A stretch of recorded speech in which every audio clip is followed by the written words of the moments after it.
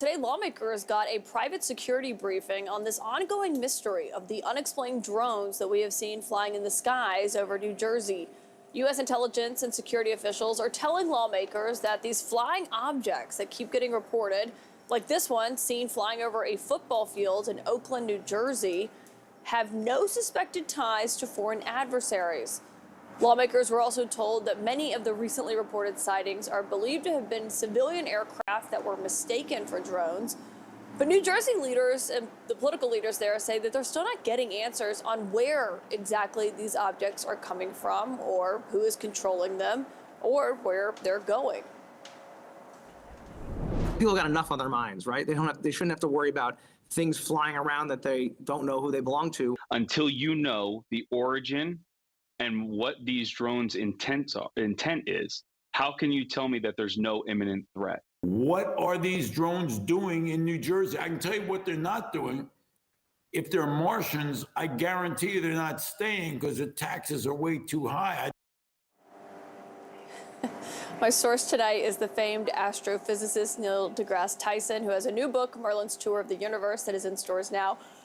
It is great to have you. I mean, hearing those lawmakers there, I thought one of them raised a good point. If you don't know what it is, how can you tell us what it's not? I mean, what is your take on what we've been seeing pop up over New Jersey? First, I agree with the sentiment that if people cannot identify what they are, you're in no position to say whether they are or are not a threat. So I don't get what it means when they say, oh, don't worry about it.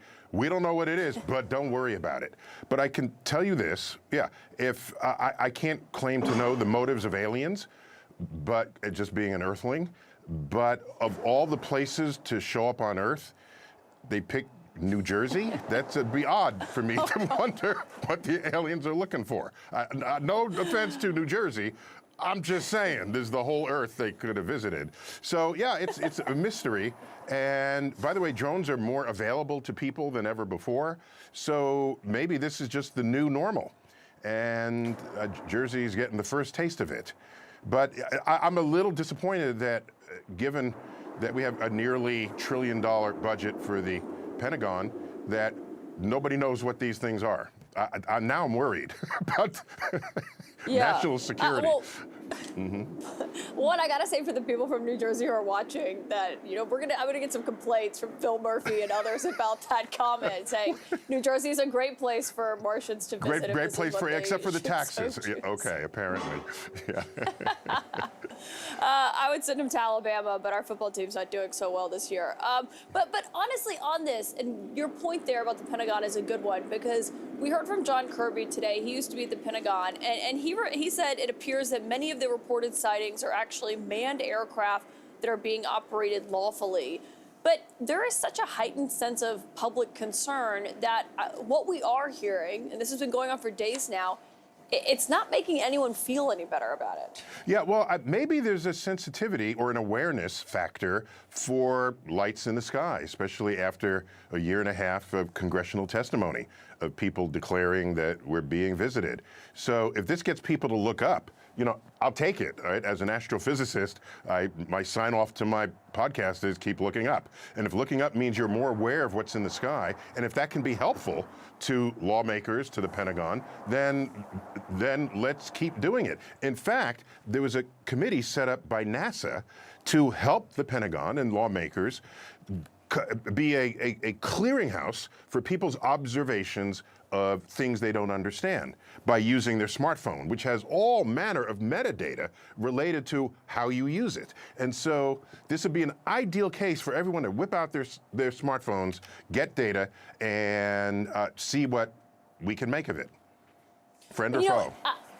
That's interesting because you say, keep looking up. It's good when people are involved and interested. And we have seen such a new kind of rise in engagement with science and people wanting to look things up, whether it's vaccines or what's happening in the skies.